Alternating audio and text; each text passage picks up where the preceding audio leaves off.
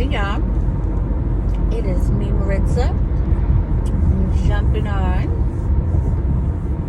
to talk with you guys about our next marriage tip.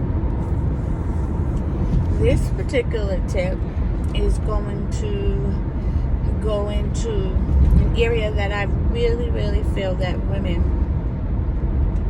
have a hard time with, especially if they desire marriage really bad. If they are waiting, and then somebody comes along and wants to marry them, they often try and ignore this or hope and pray that things will change. So today's marriage tip is do not ignore the red flags. Do not, I'm going to say this again, do not ignore the red flags. The red flags being those signs, y'all. Ladies, y'all know what I'm talking about. Those signs that say he is not the one, and you need to run, and you need to run fast, because this can get ugly quick.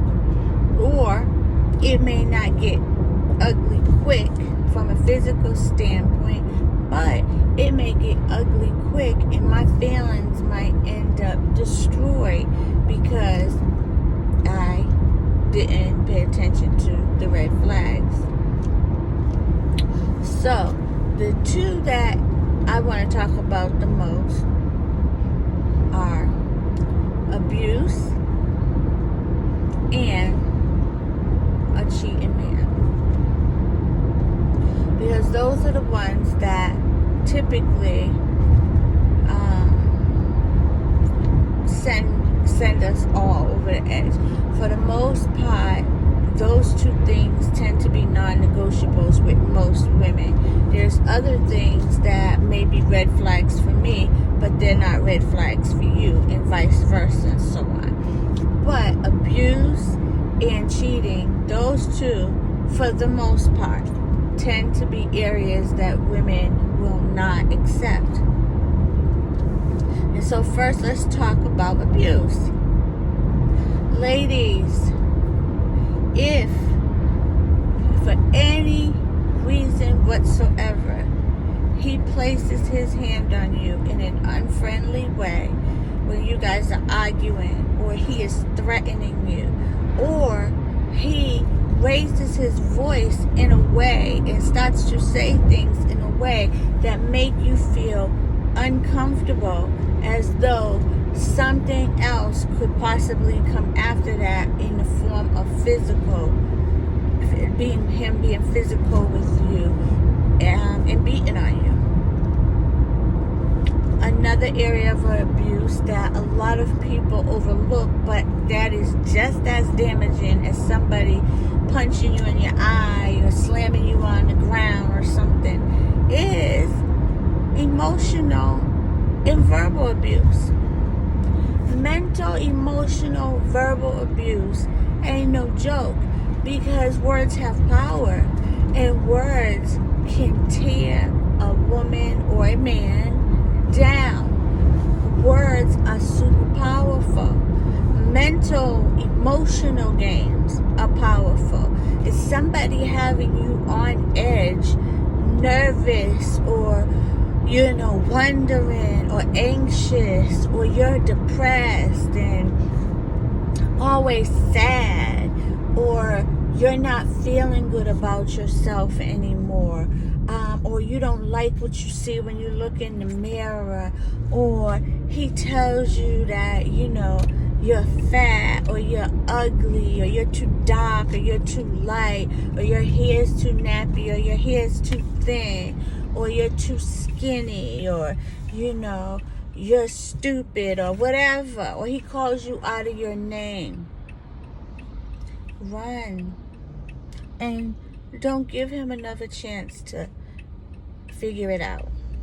Run. Believe me when I tell you, it only gets worse. It will get worse. I don't care what he says about he's sorry. He just might be. that it'll never happen again, don't believe him, or you will find yourself in an ugly situation. And we often think, oh, once we get married, everything will get better. Really? Come on, y'all. Deep inside, I believe that most women know.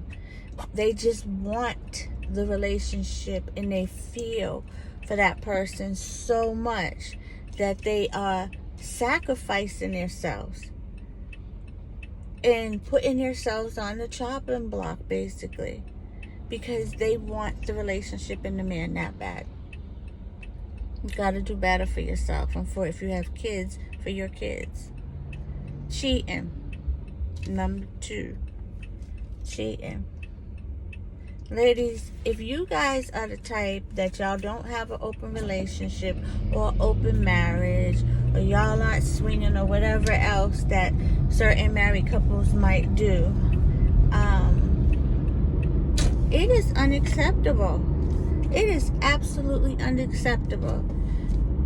Please know that statistically, more women catch HIV/AIDS from their husbands. A lot, and from an African American standpoint, it's even worse. It is even worse. Let me tell you something. Cheating is cheating. It is not okay. It is not okay if it's on the phone, sneaking in a little conversation here and there. It is not okay to have an at-work wife. No. It is not okay. If you forgive him, that's on you. But please understand that most of the time when people are cheating, it has nothing to do with you. It has absolutely nothing to do with you. Excuse me, y'all. So please understand that there's nothing that you can do to stop him. This is all about him and what he wants to do, and either his selfish tendencies or some problem he has. And so you can't stop him. You can't cook. You can't sex him down enough. You can't make his home the best home on earth. If he wants to cheat, he's going to cheat. So, if you do forgive him once for cheating, because some of y'all do, if you do, please have enough sense that when you catch him cheating again, to get up and get moving, and don't put yourself through that mess. You deserve so much better. You deserve so much better. And it hurts. Those of you who have already experienced it know. To be cheated on is the most painful thing, other than getting knocked upside your head. The most painful thing. It makes you feel crazy. Makes some women like me do some things that are outside of character. So when you know stuff like that about yourself, don't do it to yourself. Pick up your big girl self and get to stepping, because there are plenty of fish in the sea, and there are plenty of good men out there. You just have to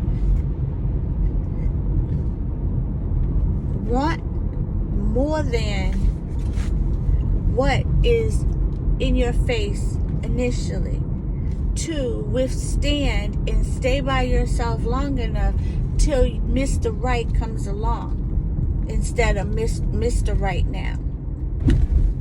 But that's a topic for another time. So I hope this helped. Please, please, please leave me some comments so we can discuss, ladies, okay? Love you guys.